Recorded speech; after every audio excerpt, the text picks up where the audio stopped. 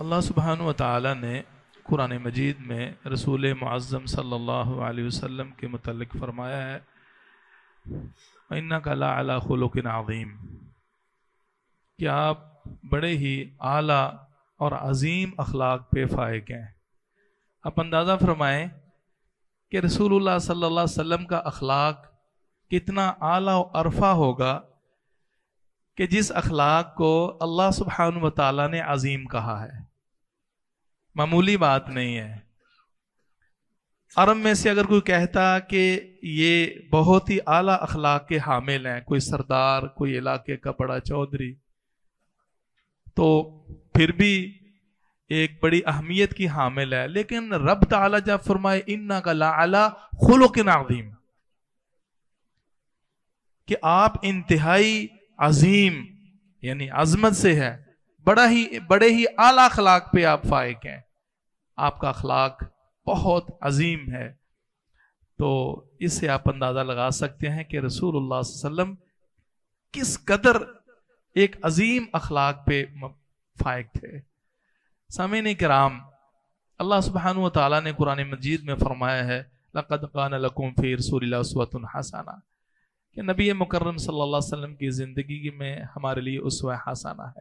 آپ کی خدمت میں جو میں بات عرض کرنا چاہتا ہوں نا، وہ یہ ہے کہ ہم اپنی زبان کو، اپنے خیالات و تصورات کو، اور بالخصوص یہ جو سیاسی مسل کی تعصبات ہیں، ان سے پیچھے ہٹ جائیں۔ اس کا نقصان سوائے اپنی ذات کے شاید انسان کسی اور کو نہیں پہنچاتا۔ سب سے پہلے جو نقصان ہوتا ہے انسان کو اپنی ذات کا ہوتا ہے۔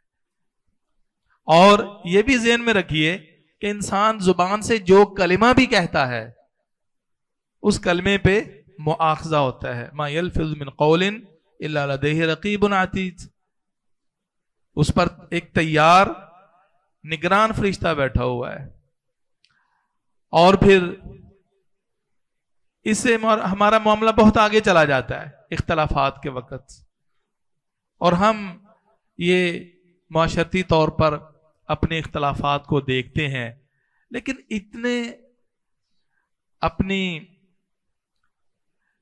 وقار، عزت اور حیثیت سے نیچے نہ انسان گر جائے کہ رب تعالیٰ کے بھی ہاں اس کا کہیں شمار نہ ہو اور لوگوں کے ہاں بھی اس کی عزت پامال ہو جائے۔ اور ہم یہ دیکھتے ہیں انسان کبھی بڑے سٹیٹس کا حامل ہوتا ہے اور دو چار آگے پیچھے پھرنے والے ہوتے ہیں، تو اپنی زبان سے کبھی ایسے ایسے کلمات کہہ جاتا ہے کہ پناہ با خدا۔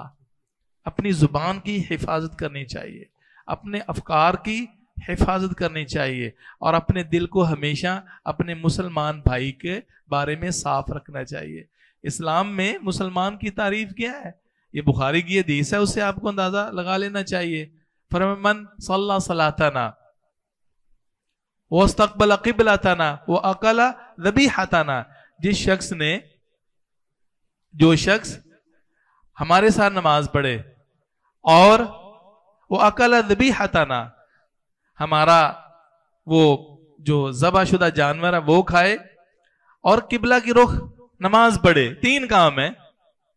فذالک المسلم الذی لہ ذمۃ اللہ و ذمۃ رسولہ، تو معاشرتی طور پر یہ ایک مسلمان کنسیڈر تصور ہوگا، اور یہ اللہ اور اس کے رسول کی حفاظت میں ہوتا ہے، یعنی شرعی حدود و قیود۔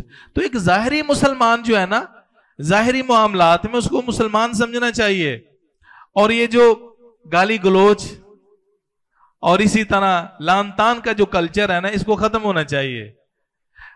ہمیں وہ حدیث بھی سامنے رکھنی چاہیے کہ جس میں مسلم احمد کی حدیث ہے، واقعہ آپ نے سنا ہوا ہے کہ نبی صلی اللہ علیہ وسلم نے ایک صحابی اٹھے اور ان کے بارے میں جنت کی خوشخبری سنائی کہ یہ آدمی جنتی ہے۔ ایک صحابی اٹھے اور 3 دن ان کے پاس رہے، وہ تہجد پڑھ رہے ہیں، وہ بھی تہجد پڑھ رہے ہیں، نوافل نمازیں دونوں ہی پابندی کر رہے ہیں۔ تو چوتھے دن کہتے ہیں بھائی کوئی اصل میں تیرے پاس رہنے کا مقصد یہ تھا کہ پیارے پیغمبر صلی اللہ علیہ وسلم نے آپ کے بارے میں یہ فرمایا، اگر وہ کون سا خاص عمل ہے جس کی وجہ سے آپ رسول اللہ صلی اللہ علیہ وسلم کی زبان سے ہی آپ کو سرٹیفکیٹ مل گیا ہے؟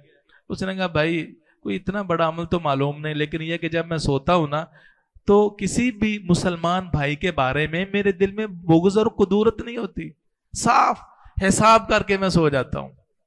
یہ ایک فی نفس اتنا بڑا عمل ہے جو انسان کو جنت کا وارث بنا دیتا ہے۔ سب سے پہلے توحید اور جو ایمانیات ہیں وہ بنیادی شرط ہیں، لیکن کسی سے تھوڑا سا اختلاف ہو وہ تو بڑا لعنتی ہے جی، وہ بڑا نعوذ باللہ بغیرت ہے، پتہ نہیں کیا کیا کلمے کہہ دیتے ہیں، حالانکہ مومن کسی کو لعنت نہیں کرتا۔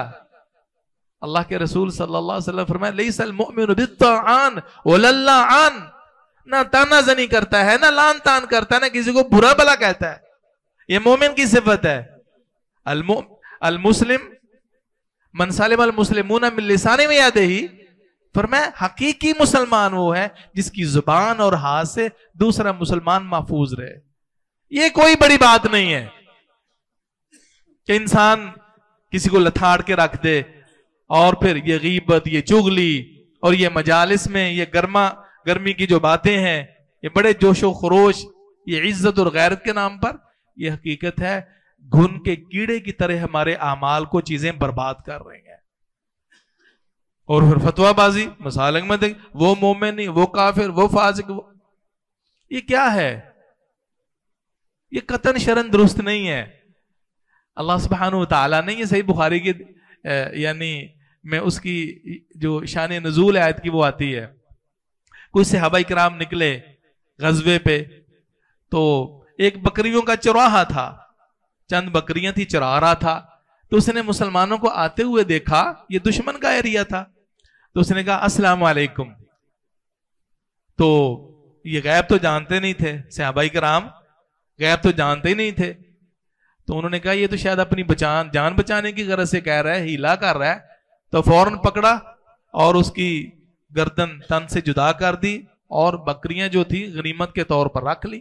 اللہ سبحانہ وتعالیٰ نے یہ آیات نازل فرما دی، یا ایھا الذین آمنوا اذا ضربتم فی سبیل اللہ فتبینوا ولا تقولوا لمن القی علیکم السلام لست مؤمنا، جب تم راہ جہاد میں نکلو اور راستے میں کوئی تمہیں سلام کہے تم کہو تم مومن ہی نہیں ہو، تب تکون عرض الحیات دنیا، تم دنیا کا ساز و سامان چاہتے ہو ان چند بکریوں کے لیے، تم نے یہ کام کر دیا۔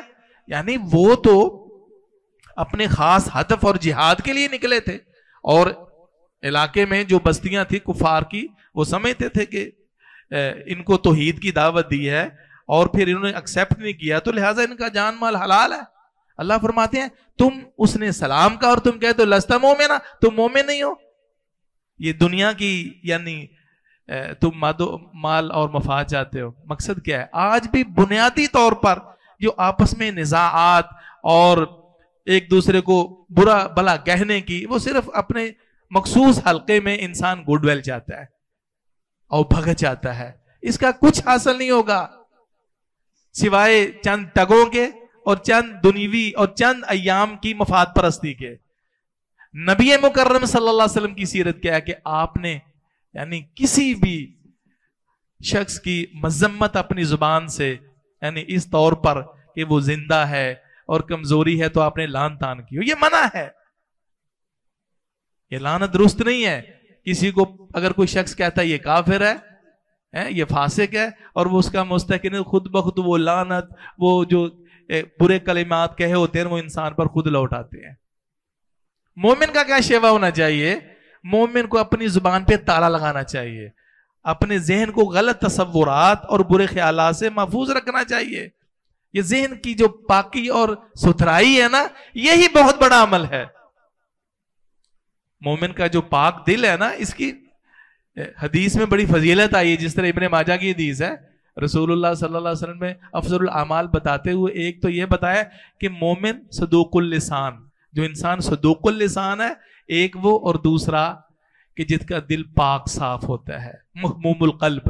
صحابہ کہتے ہیں اللہ کے رسول یہ افضل اعمال میں کیا ہے؟ وہ ایک یہ بھی چیز ہے کہ انسان اپنے دل کو پاک اور صاف رکھے۔ تو اللہ سے دعا ہے کہ رب تعالی ہمیں اپنی زبان کو، اپنی سماعت کو، اپنے خیالات و تصورات کو اور اپنے اعمال کو گناہوں سے محفوظ رکھنے کی، اور یہ جو کیچڑ مسلمان کی عزت پہ اچھالتے ہیں اور اس کی تحقیر کرتے ہیں، اپنی زبان کو غلط استعمال کرتے ہیں، چغلی اور غیبت کرتے ہیں، اس کا سوائے نقصان کے اور کچھ بھی نہیں ہوگا، اپنے اعمال کی بربادی ہے۔ اللہ مجھے اور آپ کو اس سے محفوظ فرمائے۔